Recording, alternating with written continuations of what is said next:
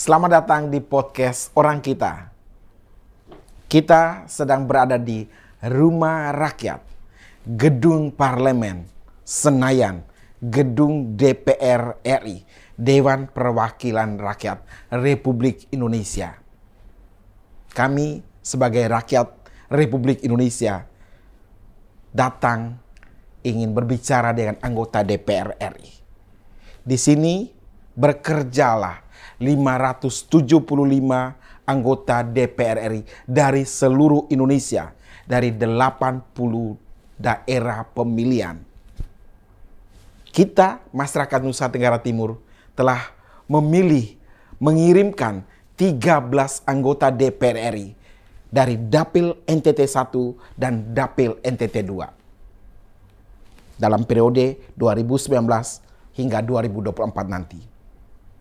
Kita coba cek kembali siapa-siapa saja 13 anggota DPR RI dari daerah pemilihan Nusa Tenggara Timur.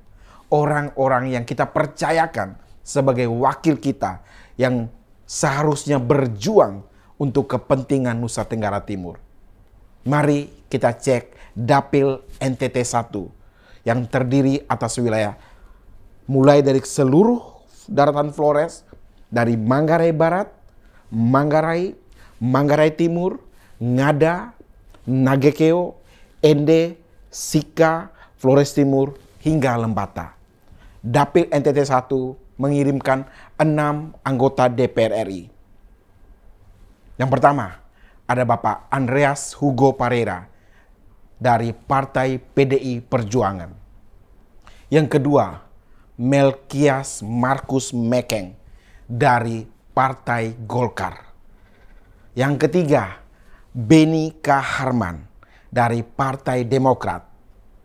Yang keempat, Ibu Juli Sutrisno Laiskodat dari Partai Nasdem. Yang kelima, Ahmad Johan dari Partai Amanat Nasional. Dan yang terakhir, yang keenam, ada Dipo Nusantara dari Partai PKB. Sudahkah keenam anggota DPR RI Dapil NTT 1 memberikan dirinya untuk NTT 1? Kitalah yang menentukan, kita mengevaluasi kinerja mereka dalam 4 tahun terakhir ini. Sehingga nanti pada tanggal 14 Februari 2024 kita memilih kembali mereka atau bahkan mengoutkan mereka dari gelanggang Senayan. Rekan-rekan Probamora, bahkan di Amerika Serikat sekalipun ketua DPR-nya baru saja di-remove dari parlemen Amerika Serikat. Saat ini sedang heboh, saat kami taping ini situasi di Amerika Serikat sedang terjadi kekosongan ketua DPR Amerika Serikat. Artinya apa? Publik yang menentukan keberadaan setiap anggota DPR-nya. Kita menuju ke Dapil 2 Nusa Tenggara Timur. Kita cek siapa saja di sana. Ada Bapak Edward Tanur dari Partai Kebangkitan Bangsa. Ada Bapak Melki Lakalena dari Partai Golkar. Ada Bapak Herman Heri dari PDI Perjuangan. Dan Bapak Ansilema dari PDI Perjuangan. Yang kelima ada Ibu Ratu Wula dari Partai Nasdem, dan Bapak Jeki Uli yang ketujuh dari Partai Nasdem. 13 anggota DPR RI dari Nusa Tenggara Timur saat ini sedang bertugas mewakili kita di parlemen. Lalu pertanyaannya, siapkah para caleg DPR RI dari Dapil 1 NTT dan Dapil 2 NTT untuk bertarung di kontestasi pemilihan legislatif 14 Februari 2024. Sudahkah baliho-baliho terpasang di seantero penjuru Nusa Tenggara Timur dengan wajah-wajah terbaik, senyum-senyum terbaiknya? Ataukah sudahkah Anda datang ke daerah-daerah pemilihan, ke para konstituen untuk menyampaikan visi, misi, strategi ketika nanti duduk sebagai anggota DPR RI? Anda pun harus paham fungsi kerja DPR RI. Ada 3 fungsi DPR RI yang harus dipahami oleh setiap anggota legislatif. Fungsi pertama, saja fungsi yang utama, fungsi legislasi, fungsi penyusunan undang-undang. Oleh konstitusi, DPR RI bersama Presiden mengajukan usulan undang-undang untuk diproses dan kemudian ditetapkan menjadi undang-undang.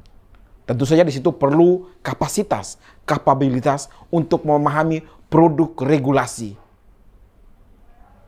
Pemahaman itu dibutuhkan dari setiap calon legislatif Dapil NTT 1 dan NTT 2. Fungsi DPR yang kedua adalah fungsi budgeting, fungsi penganggaran. Kenapa perlu paham? Karena setiap rupiah yang diperjuangkan anggota DPR RI dalam pembahasan RUU APBN itu dibahas secara makro, tentu saja apa struktur anggaran yang tepat untuk diperjuangkan ke Nusa Tenggara Timur harus dipahami oleh setiap anggota DPR RI dari Dapil NTT 1 dan NTT 2. Fungsi ketiga adalah fungsi pengawasan. Itu pun harus dipahami oleh setiap anggota legislatif. Kerja-kerja eksekutif yang dikomandoi oleh Presiden bersama seluruh jajaran kabinetnya itu harus diawasi dengan tepat oleh setiap anggota legislatif, anggota DPR RI. Fungsi legislasi, fungsi budgeting, dan fungsi pengawasan harus dipahami dengan baik oleh setiap anggota DPR RI. Siapkah Anda para caleg DPR RI dari Dapil NTT 1 dan NTT 2? Waktu masih cukup. Siapkan diri dengan baik. Pasang senyum terindah Anda di baliho, itu baik. Tapi lebih penting dari itu, menyiapkan kapasitas, kapabilitas, kompetensi. Agar ketika duduk di Senayan, mampu bersuara untuk Nusa Tenggara Timur. Mampu memperjuangkan kebutuhan-kebutuhan Nusa Tenggara Timur. Mampu menyuarakan isu-isu Nusa Tenggara Timur. Kami, podcast Orang Kita, mendoakan sukses untuk setiap para caleg yang bertarung di 14 Februari 2024. Doa terbaik dari kawasan Senayan untuk para caleg DPR RI Nusa Tenggara Timur. Terima kasih.